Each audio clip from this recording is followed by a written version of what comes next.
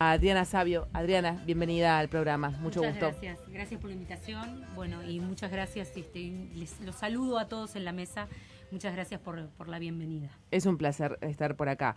Para englobar lo que es la psicología forense, una breve descripción de esa especialidad, Adriana. La psicología forense no es CCI Las Vegas ni forense relacionado con que trabajamos como psicólogos con los muertos, sino que tiene que ver con la palabra foro. Y en realidad los primeros peritos forenses fueron los griegos, ¿no? Que trabajaban en un foro o en un ágora abierta, que ese era el espacio de análisis de casos de estas características, así como los que nos están golpeando últimamente a nosotros ahora, que ellos ya desde aquella época interpretaban que era importante analizarlos socialmente en un ágora, en un espacio abierto, en un espacio donde hubiera técnicos especializados que trabajaran justamente en interdisciplina, ¿no, verdad?, desde el foro, para ver qué era mejor desde lo legal y desde lo médico, desde lo psicológico y demás. ¿Cómo se aborda este asunto de homicidios, violaciones en chiquitos? ¿Cómo se aborda esto? Es un tema, o sea, a ver, dentro del ámbito de lo que vendría a ser la ciencia forense, es una de las áreas más complejas y tiene que ver con la victimología infantil forense.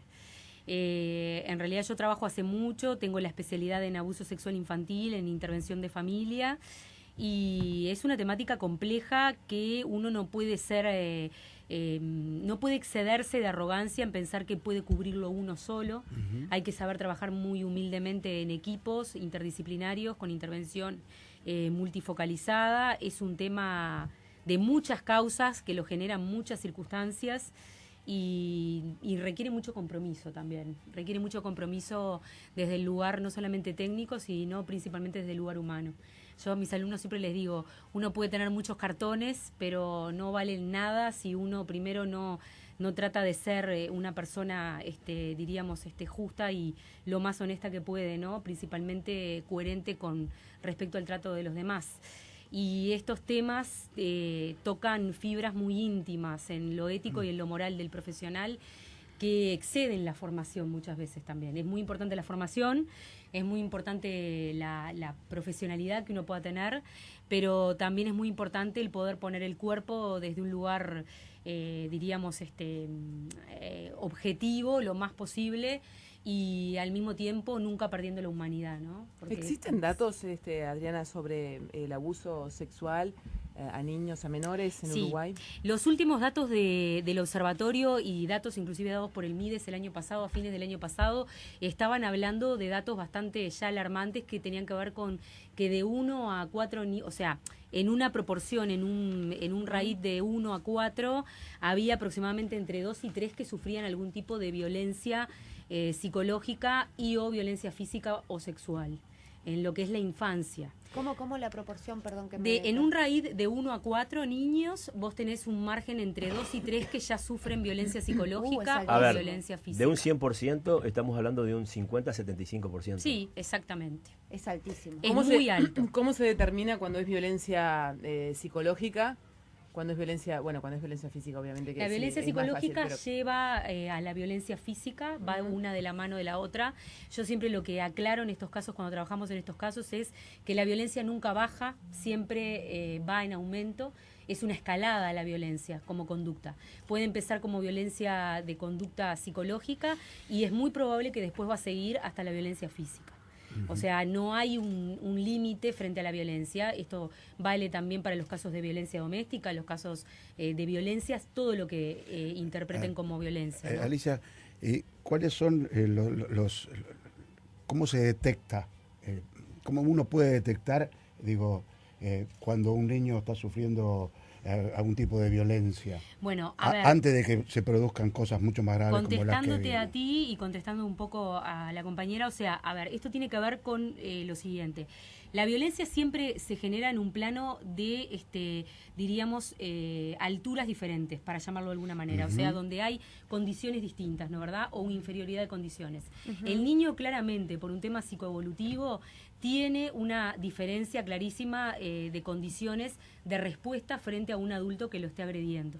Todo lo que implica faltarle al respeto al niño desde lo psicológico, lo que tiene que ver principalmente también con esto de no hacerlo sentir cómodo al niño, por ejemplo, tomarle el pelo en espacio frente a otros adultos, todo lo que implica mal manejo y maltrato del niño, desde lugares donde el niño no puede devolver porque claramente está en una inferioridad de condiciones con respecto a quien lo prepotea o lo manipula psicológicamente, ya está hablando de violencia psicológica. Pero ¿cómo vos, desde afuera, familiar, en los íntimos, cómo podés detectar de repente, sin presenciar el acoso psicológico? Con malestar. Ellos tienen malestar. Lo primero que experimentan es malestar. Lo van a mostrar, van a tener como capaz que cuadros más de timidez. En algunos casos, cuando ya es más avanzada la violencia y pasa a la física, podés encontrar encopresis o problemas de manejo con los esfínteres, que se hagan pis o que se hagan caca en edades que no se espera.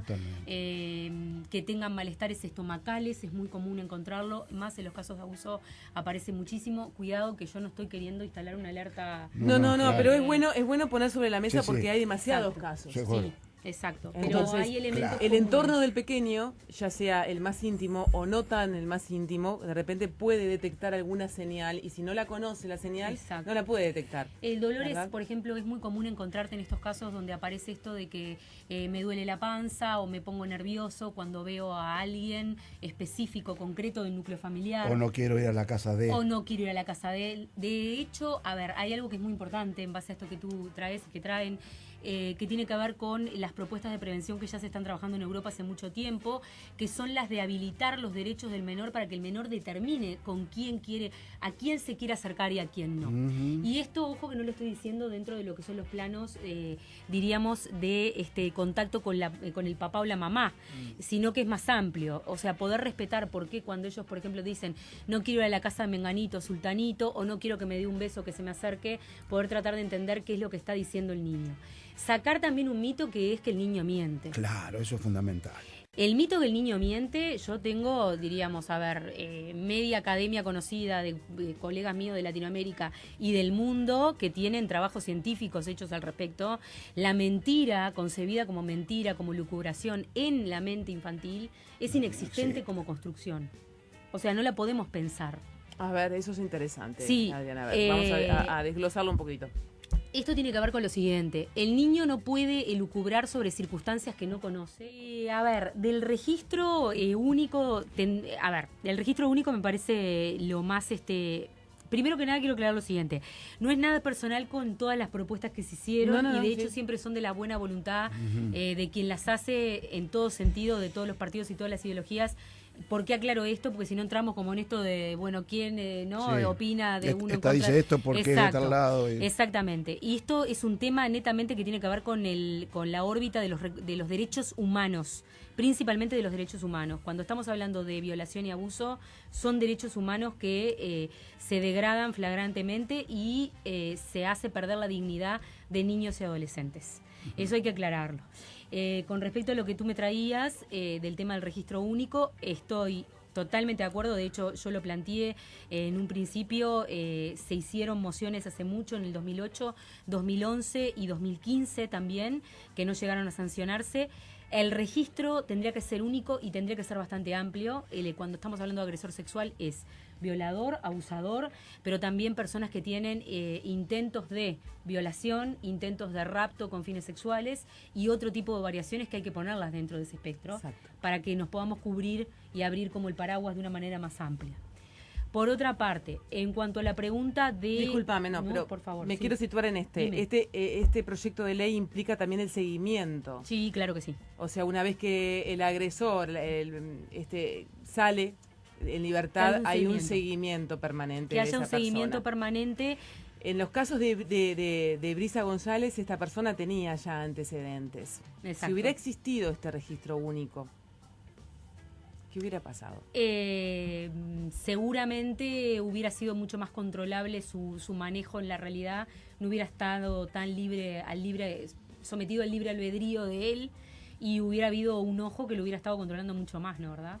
Bien. O sea, claramente esa es la respuesta. Por Bien. otra parte, Siempre que se cumpla todo así. exactamente, Uno siempre... tienen que ser sistemas que funcionen.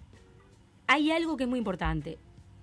este tipo de manifestaciones que nos están sucediendo ahora, hoy por hoy, como sociedad, nos tiene que también dejar una enseñanza a nosotros como sociedad.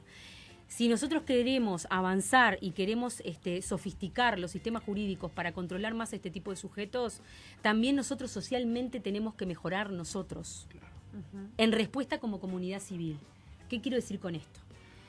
Nosotros tenemos que sacarnos de la cabeza, y esto con el mayor de los respetos posibles lo digo, como lo plantean criminólogos como de la talla de Zaffaroni y demás, nos tenemos que finalmente sacar de la cabeza que la justicia o que el sistema punitorio está para devolver respuesta devolver respuesta social, diríamos, frente a la situación.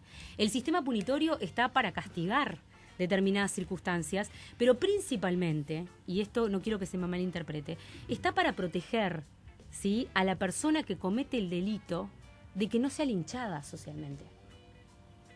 El sistema punitivo es un sistema de protección de Aunque alguna manera del orden, aunque se lo merezca. Exacto. El sistema punitivo es un sistema del orden social y de mantener la civilización dentro de lo que podamos Ahora, en nuestra sociedad. Disculpame, pero el dolor es más fuerte que todo. Claro que sí. Entonces, démosle, totalmente de acuerdo contigo, démosle un lugar y un espacio para poder canalizar ese dolor. ¿Y cuánto tiempo lleva todo Bueno, esto? ese trabajo lo tenemos que hacer en el plano de lo social civil. Muchas gracias, Adriana, por estar por acá. Gracias. Gracias a Hacemos una ustedes. pausa.